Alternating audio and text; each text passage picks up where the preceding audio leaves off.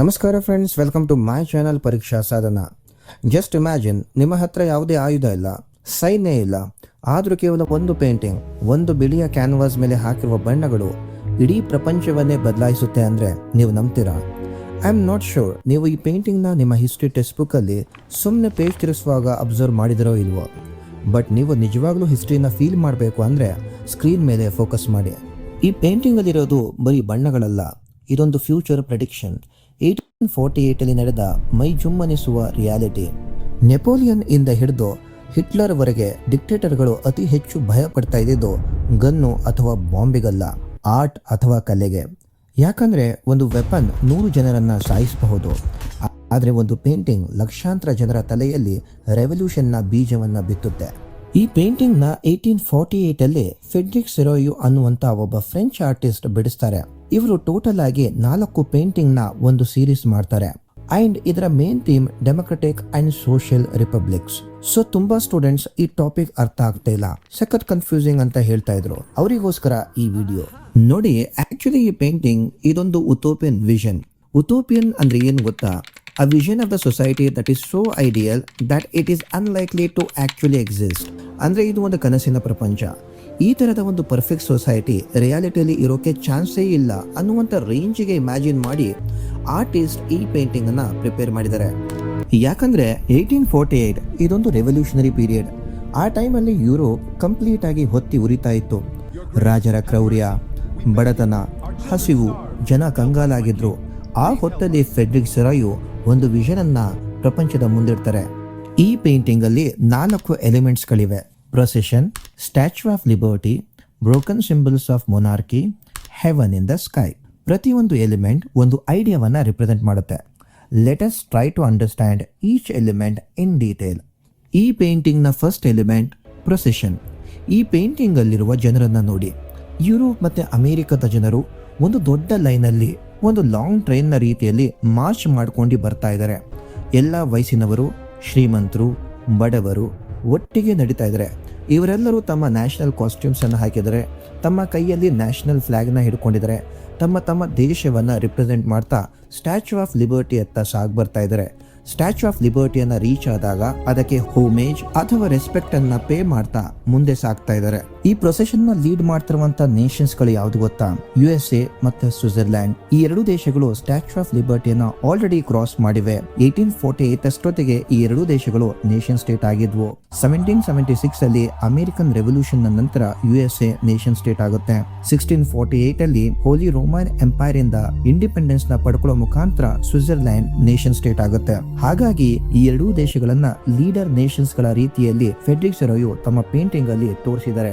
ಈ 2 ದೇಶಗಳು ಬೇರೆ ದೇಶಗಳಿಗೆ ನೇಷನ್ ಸ್ಟೇಟ್ ಆಗುವಂತ ದಾರಿಯನ್ನ ತೋರಿಸ್ತಾ ಇದ್ದಾವೆ. USA ಹಾಗೂ ಸ್ವಿಟ್ಜರ್ಲ್ಯಾಂಡ್ ನಂತರ ಬರ್ತಾ ಇರುವಂತ ದೇಶ ಫ್ರಾನ್ಸ್ ಜಸ್ಟ್ ಆ ಸ್ಟ್ಯಾಚ್ಯೂ ಹತ್ರ ತಲುಪಿದೆ. ಅಂದ್ರೆ ಫ್ರಾನ್ಸ್ ಆಗ ತಾನೇ ಒಂದು ನೇಷನ್ ಸ್ಟೇಟ್ ಆಗಿ ಎಮರ್ಜ್ ಆಗ್ತಾ ಇದೆ ಅಂತ ಅರ್ಥ. ಆ ರಕ್ತಪಾತದ ಫ್ರೆಂಚ್ ರೆವಲ್ಯೂಷನ್ ದಾಟಿ ಫ್ರಾನ್ಸ್ ಫೈನಲ್ ಆಗಿ ಫ್ರೀಡಮ್ ಕಡೆ ಬರ್ತಾ ಇದೆ. ಫ್ರಾನ್ಸ್ ನ ನಂತರ ಬರ್ತಾ ಇರುವಂತ ದೇಶ ಜರ್ಮನಿ. ಇಲ್ಲಿ ನೀವು ಅಬ್ಸರ್ವ್ ಮಾಡಬೇಕಾಗಿರುವಂತ ವೆರಿ ವಿಯರ್ಡ್ ಫ್ಯಾಕ್ಟ್ ಏನು ಅಂದ್ರೆ, ಫೆಡ್ರಿಕ್ ಸೆರಾಯು ಈ ಪೇಂಟಿಂಗ್ ಮಾಡೋ ಟೈಮಲ್ಲಿ ಅಂದ್ರೆ 1848 ಅಲ್ಲಿ ಜರ್ಮನಿ ಒಂದು ದೇಶನೇ ಆಗಿರ್ಲಿಲ್ಲ. ಇದು ಸಣ್ಣ ಸಣ್ಣ ಸ್ಟೇಟ್ಸ್ ಗಳಾಗಿ ಹರಿದಂಚೋಗಿತ್ತು. ಜರ್ಮನಿ ಒಂದು ನೇಷನ್ ಸ್ಟೇಟ್ ಆಗುವಂತದ್ದು 1871 ಅಲ್ಲಿ.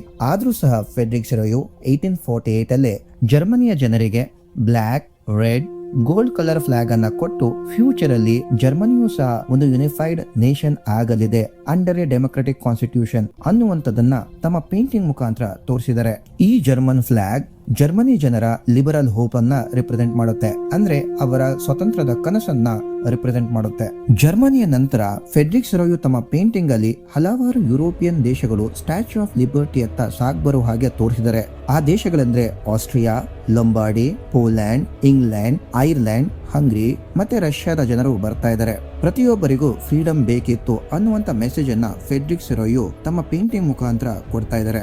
ಈ ಎಲ್ಲಾ ಜನರು ಗುಂಪಾಗಿ ಯಾರ ಹತ್ರ ಹೋಗ್ತಾ ಇದ್ದಾರೆ? ಇವರೆಲ್ಲ ಹೋಗ್ತಾ ಇರುವಂತದ್ದು ಸ್ಟ್ಯಾಚ್ಯೂ ಆಫ್ ಲಿಬರ್ಟಿಯ ಕಡೆಗೆ. ಸ್ಟ್ಯಾಚ್ಯೂ ಆಫ್ ಲಿಬರ್ಟಿ ಬೇಸಿಕಲಿ ಒಂದು ಫಿಮೇಲ್ ಫಿಗರ್. ಈಕೆಯ ಒಂದು ಕೈಯಲ್ಲಿ ಟಾರ್ಚ್ ಆಫ್ ಎನ್ಲೈಟನ್ಮೆಂಟ್ ಇದೆ, ಇನ್ನೊಂದು ಕೈಯಲ್ಲಿ charter of rights of men ಇದೆ. ಈಕೆ ಲಿಬರ್ಟಿ ಮತ್ತೆ ಫ್ರೀಡಮ್ ಆಫ್ ಎಕ್ಸ್ಪ್ರೆಷನ್ ಅನ್ನ ಸಿಂಬಲೈಸ್ ಮಾಡ್ತಾಳೆ. ಈ ಪೇಂಟಿಂಗ್ ನ 3ನೇ element the broken symbols of absolutist institutions. ಈ ಪೇಂಟಿಂಗ್ ನ ಕೆಳಗಡೆ ಫೋರ್ಗ್ರೌಂಡ್ ಅಲ್ಲಿ ನೋಡಿ, ಮುರಿದು ಬಿದ್ದಿರುವಂತಹ ಕಿರೀಟಗಳು, ಸಿಂಹಾಸನಗಳು ಹಾಗೆ ರಾಜದಂಡಗಳನ್ನ ನೋಡಬಹುದು. ಇವು ಅಬ್ಸಲ್ಯೂಟ್ ಇನ್ಸ್ಟಿಟ್ಯೂಷನ್ ಅಂದ್ರೆ ರಾಜಪ್ರಭುತ್ವದ ಸಿಂಬಲ್ಸ್ ಗಳಾಗಿವೆ. ಹಾಗಾದ್ರೆ ಅಬ್ಸಲ್ಯೂಟಿಸ್ಟ್ ಇನ್ಸ್ಟಿಟ್ಯೂಷನ್ಸ್ ಅಂದ್ರೆ ಏನು? Absolute institution is a system of government where the power reside in the hands of one person, usually a king. ಅಂದ್ರೆ ಇದು ಒಂದು ಸಿಸ್ಟಮ್ ಆಫ್ ಗವರ್ಮೆಂಟ್. ಇಲ್ಲಿ ಪವರ್ ಒಬ್ಬನೇ ವ್ಯಕ್ತಿಯ ಕೈಯಲ್ಲಿರುತ್ತೆ, ಆತ ರಾಜನಾಗಿರ್ತಾನೆ. ಫೆಡ್ರಿಕ್ ಸರೋಯು ಈ ಸಿಂಬಲ್ಸ್ ಗಳ ಮುಖಾಂತರ ಒಂದು ಪವರ್ಫುಲ್ ಮೆಸೇಜ್ ಅನ್ನು ಕೊಡಕ್ಕೆ ಟ್ರೈ ಮಾಡ್ತಾ ಇದ್ದಾರೆ. It is time for monarchy to come to an end. ಈ ಭೂಮಿ ಮೇಲೆ ಇನ್ ಮುಂದೆ ಯಾವುದೇ ರಾಜನ ದರ್ಬಾರ್ ನಡೆಯಲ್ಲ. Power should belongs to people. ಅಂದ್ರೆ ಪ್ರಜೆಗಳೇ ಪ್ರಭುಗಳು ಅನ್ನುವಂತ ಮೆಸೇಜ್ ಅನ್ನ ಕೊಡ್ತಾ ಇದ್ದಾರೆ. ಅಂಡ್ ಫೈನಲಿ ಮೇಲ್ಗಡೆ ಆಕಾಶದಲ್ಲಿ ನೋಡಿ, ಜೀಸಸ್ ಕ್ರೈಸ್ಟ್, ಸೇಂಟ್ಸ್ ಮತ್ತೆ ಏಂಜಲ್ಸ್ ಎಲ್ಲರೂ ಈ ಮೆರವಣಿಗೆಯನ್ನ ಮೇಲ್ಗಡೆಯಿಂದ ನೋಡ್ತಾ ಇದ್ದಾರೆ. ಇದು ಯಾಕೆ ಇಂಪಾರ್ಟೆಂಟ್ ಗೊತ್ತಾ? ಆ ಕಾಲದಲ್ಲಿ ರಾಜರು ಜನರಿಗೆ ಡಿವೈನ್ ರೈಟ್ಸ್ ಥಿಯರಿಯಿಂದ ಬ್ರೈನ್ ವಾಶ್ ಮಾಡಿದ್ರು. ಅಂದ್ರೆ ಭೂಮಿಯ ಮೇಲೆ ನಾನೇ ದೇವರ ಪ್ರತಿನಿಧಿ, ನನ್ನ ಮಾತೆ ದೇವರ ಮಾತು, ನನ್ನನ್ನು ಯಾರು ಪ್ರಶ್ನೆ ಮಾಡುವಂತಿಲ್ಲ ಅನ್ನುವಂಥದ್ನ ಜನರ ಮನಸ್ಸಲ್ಲಿ ತುಂಬಿದ್ರು. ಆದ್ರೆ ಫೆಡ್ರಿಕ್ ಸರೋಯು ಈ ಸುಳ್ಳನ್ನ ಬ್ರೇಕ್ ಮಾಡ್ತಾರೆ. ಮೇಲಿಂದ Jesus Christ, angels and Saint ಆಶೀರ್ವಾದ ಮಾಡ್ತಿರೋದು ರಾಜನಿಗಲ್ಲ, ಬದಲಾಗಿ ಹೋರಾಟ ಮಾಡ್ತಿರುವಂತ ಜನರಿಗೆ ಅನ್ನುವಂತ ರೀತಿಯಲ್ಲಿ ತಮ್ಮ ಪೇಂಟಿಂಗ್ ಅಲ್ಲಿ ತೋರಿಸಿದ್ದಾರೆ. ಈ divine figures fraternity among the Nations of the world ಅನ್ನ ಸಿಂಬಲೈಸ್ ಮಾಡುತ್ತೆ. ಇಲ್ಲಿ ನೇಷನ್ ಸ್ಟೇಟ್ ಅನ್ನುವಂತ ಪದ ರಿಪೀಟೆಡ್ ಆಗಿ ಬಂದಿದೆ. ಹಾಗಾದ್ರೆ ನೇಷನ್ ಸ್ಟೇಟ್ ಅಂದ್ರೇನು? ಸಿಂಪಲ್ ಆಗಿ ಹೇಳ್ತೀನಿ ಕೇಳಿ. A nation state is a defined territory with a sovereign government made up of people sharing a common culture, history and language. ಅಂದ್ರೆ ಒಂದೇ ಭಾಷೆ, ಒಂದೇ ಕಲ್ಚರ್ ಮತ್ತೆ ಒಂದೇ ಹಿಸ್ಟ್ರಿ ಇರುವ ಜನರು ಒಟ್ಟಾಗಿ ಸೇರಿ ಒಂದು ಸ್ವತಂತ್ರ ದೇಶ ಕಟ್ಕೊಳ್ಳೋದು. ಇಲ್ಲಿ ಯಾರು ಹೊರಗಡೆಯವರು ಬಂದು ರೂಲ್ ಮಾಡಲ್ಲ, ಅವರ ದೇಶವನ್ನ ಅವರೇ ರೂಲ್ ಮಾಡ್ತಾರೆ.